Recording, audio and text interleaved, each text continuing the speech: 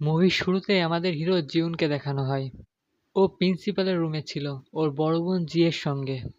আসলে ও একটা high school student. ও সবসময়ই কারোর সঙ্গে ফাইট করে, যেই কারণে স্কুলের জন্য জিউন একটা সমস্যা। টিচারদের সঙ্গে ওর ব্যবহারটা অতটা ভালো না। এই কারণে প্রিন্সিপাল ওর বোন জিয়েকে স্কুলে ডেকেছে, কারণ জিয়ে জিহুনের গার্ডিয়ান।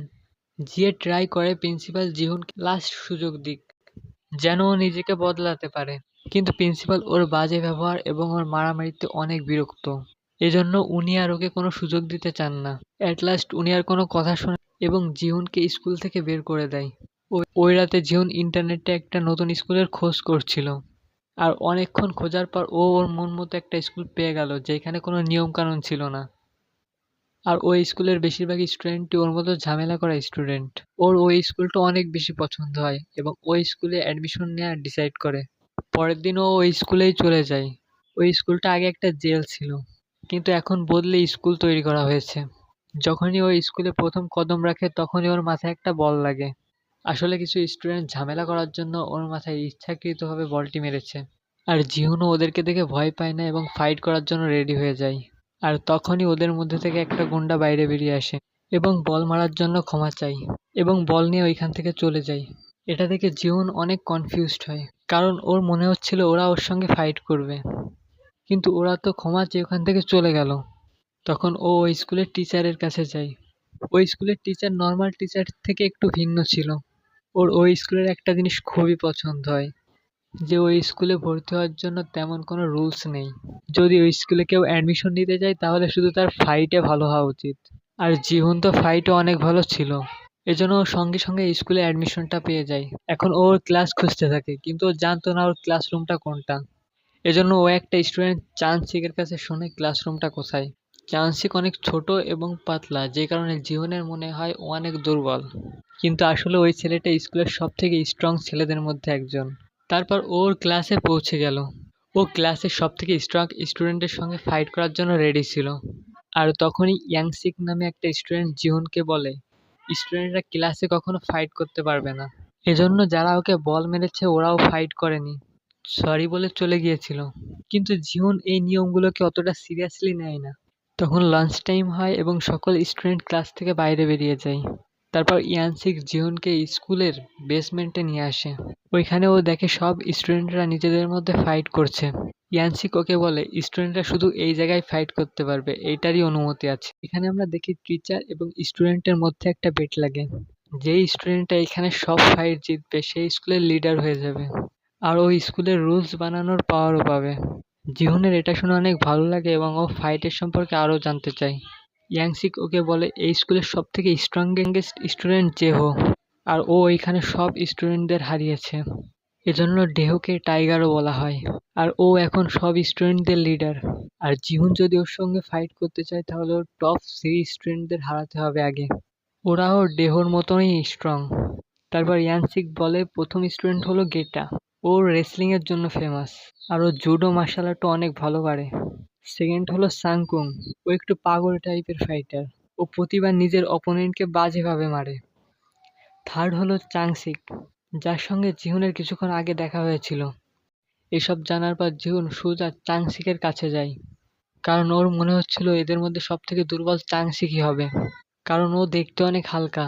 ও গিয়ে চাংসিককে ফাইটের জন্য চ্যালেঞ্জ করে, কিন্তু চাংসিক মানা করে দেয়, কারণ ওদের ফাইট করাতে স্কুলের নিয়ম ভাঙবে। আর তখনই ওইখানে চাংসিকের ফ্রেন্ডরা চলে আসে এবং জিহুনকে জ্বালাবার জন্য ওর কাপড় খুলতে শুরু করে। জিহুন ওদের সঙ্গে ফাইট করার ট্রাই করে, কিন্তু ও ওদের থেকে বেশিক্ষণ বাঁচতে পারে না। ওরা জানতে পারে জিহুন এত বড় হওয়ার পরও এখনো কিটি আন্ডারওয়্যার পরে, যেই কারণে জিহুন ওদের কাছে একটা মজার পাত্র হয়ে যায় এবং স্কুলে ওর নাম হ্যালো কিটি হয়ে যায়। জিহুন ও স্কুলের সব থেকে স্ট্রং স্টুডেন্টকে হারাতে চায়।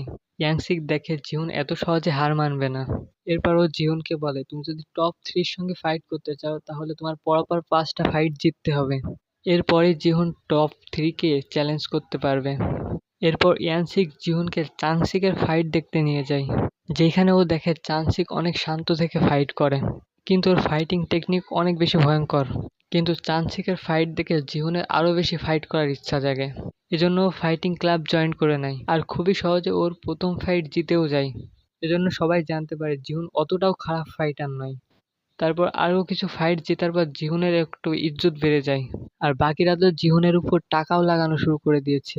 তারপর আমরা একটা টিচারকে দেখি যার স্টুডেন্টের ফাইটে টাকা লাগানো অনেক বেশি পছন্দ। কিন্তু ওই টিচারটা বারবার হারছিল, কারণ এদিকটা আমাদের জিহুন জিতছিল। এজন্য ওই টিচার জিহুনকে থামানোর জন্য কিছু করার ডিসাইড করে। এদিকে জিহুন জানতে পারে ওর পরের অপোনেন্ট গেটা, ও টপ 3 স্টুডেন্টদের মধ্যে একজন।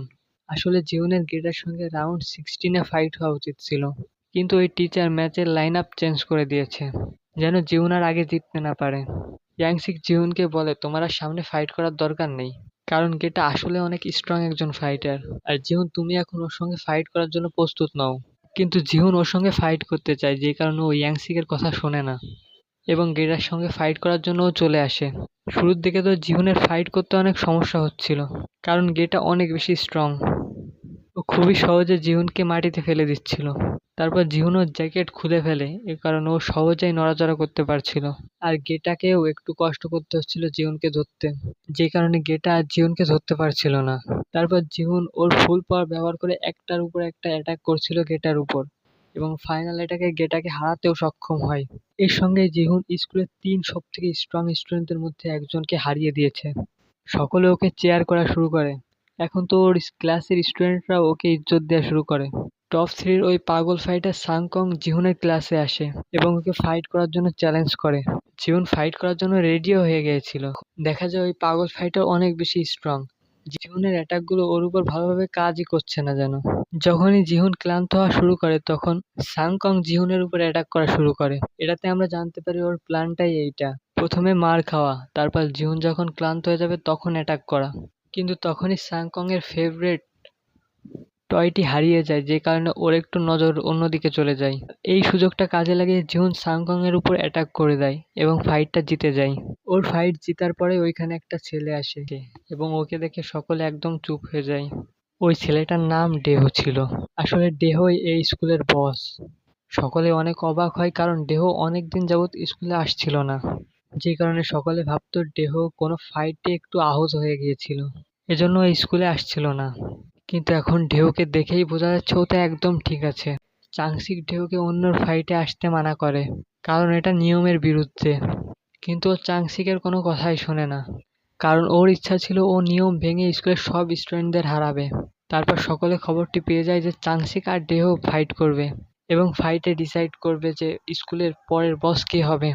জিহুন এবং বাকি সকল স্টুডেন্ট ফাইট দেখতে চলে যায়, কিন্তু ডেহো খুবই সহজে ফাইটটি জিতে যায়। জিহুন অনেক অবাক ছিল, কারণ ডেহো চাংসিকের থেকেও অনেক বেশি স্ট্রং। তারপর চাংসিকের সকল ফ্রেন্ডরা ডেহোর পিছে গিয়ে দাঁড়ায়। ডেহো সাংকং এবং গেটাকেও হারিয়ে দেয়। এজন্য একবার আবারও প্রমাণিত হয় ওই সব থেকে বেশি স্ট্রং। এজন্য ওর সাইডে অনেক বেশি স্টুডেন্ট জয়েন্ট হয়, আর ইয়াংসিকও ডেহোর সাইডেই চলে যায়।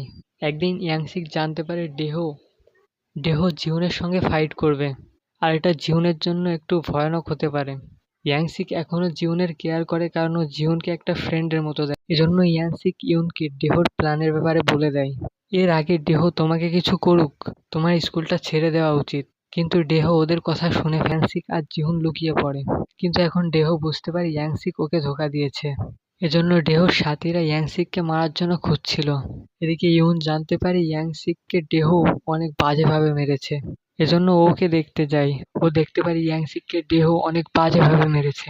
এটা দেখে ওর অনেক বেশি খারাপ লাগে, কারণ ওর জন্য ইয়াংসিকের এত কিছু সহ্য করতে হয়েছে। আর তখনই ডেহো ইয়াংসিককে ফাইটের জন্য চ্যালেঞ্জ করে। এরপর জিহুন বাড়িতে ফিরে আসে এবং দেখে ওর বোন অনেক মন খারাপ করে বসে আছে। আমরা জানতে পারি জিহুন আর জিহে এই দুনিয়ায় একাই, কারণ ওদের প্যারেন্টস ছোটবেলায় মারা গিয়েছিল। নিজের বোনের সঙ্গে অনেক ইমোশনাল কথা বলে জিহুন ডেহোকে হারানোর মোটিভেশন পায়, আর এখনও ডেহোকে হারিয়ে ইয়াংসিকের বদলা নেওয়ার জন্য প্রস্তুত। তারপর জিহুন ডেহোর কাছে যায় এবং ও চ্যালেঞ্জ অ্যাকসেপ্ট করে। ওইখানে ও জানতে পারে ওর ঢেউর সঙ্গে ফাইট করার আগে ওর সাথীদের সঙ্গে ফাইট করতে হবে। জীবন ওদের সঙ্গে ফাইট করা শুরু করে, কিন্তু ওরা অনেকে ছিল একসঙ্গে, যে কারণে ও বেশিক্ষণ ওদের সামনে টিকতে পারছিল না। আর তখনই ওইখানে চাংসিক চলে আসে, আর ওর সঙ্গে গেটা আর সাংচংও ছিল। আসলে ওরাও জিহুনের সাহায্য করতে এসেছিল। এখানে ওরা তিনজন ডেহোর সাথীদের সঙ্গে ফাইট করা শুরু করে, আর জিহুন এবং ডেহো অন্য একটা জায়গায় যায় ফাইট করতে। ওদের দুজনের ফাইট অনেক ভয়ঙ্কর ভাবে শুরু হয় এবং ওরা একজনের উপর অনেক স্ট্রং অ্যাটাক করছিল, কিন্তু এই ভয়ঙ্কর ফাইট শেষে জিহুন জিতে যায় এবং ও স্কুলের নতুন বস হয়। আর এখন ও স্কুলের যে কোনো রুলস বানাতে পারতো এবং যে কোনো রুলস ভাঙতেও পারতো। এরপর জিহুন স্টুডেন্টদেরকে আন্ডারগ্রাউন্ড ফাইট করার পারমিশন দেয়, যেটা ডেহো আগে বাদ দিয়ে দিয়েছিল। আর মুভির লাস্টে আমরা দেখি ইউন চাংসিকের সঙ্গে ফাইট করার জন্য রেডি হয়ে যায়, কিন্তু আমাদের এটা দেখানো হয় না ওদের দুজনের মধ্যে জেতে কে। এর সঙ্গেই এই মুভিটি এখানেই শেষ হয়। তো গাইজ, ভিডিওটা যদি একটু ভালো লেগে থাকে তো সাপোর্ট দেখানোর জন্য সাবস্ক্রাইব করে পাশে থাকুন।